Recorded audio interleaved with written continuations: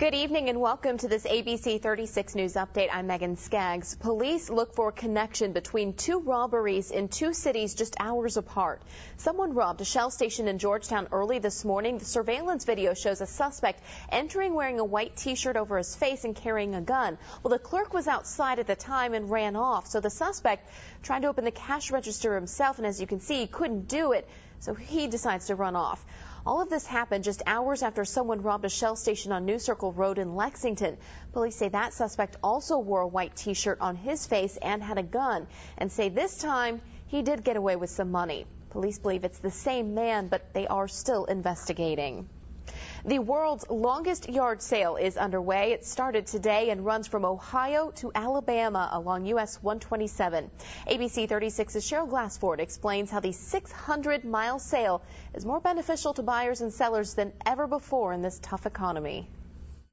We have just about anything you would look for. In and around Donna Molden's tent, you'll find everything from furniture and clothing to tools and antique ashtrays. There is the unique, an exact replica of a Western saddle. And the unusual.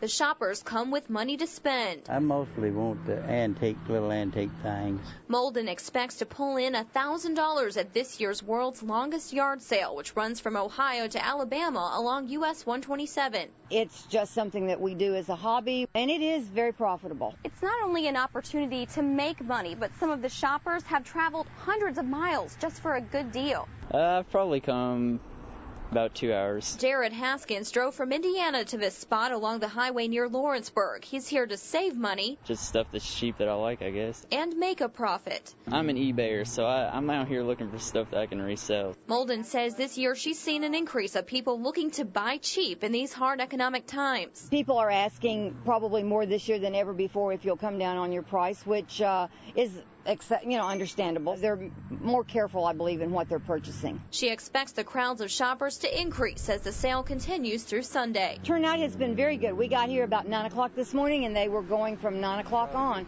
In Anderson County, Cheryl Glassford, ABC 36 News. Well, drivers traveling along US 127 should expect slow-moving traffic throughout the rest of the week. Good news for the popular Cash for Clunkers program. The U.S. Senate voted this evening to keep that program alive.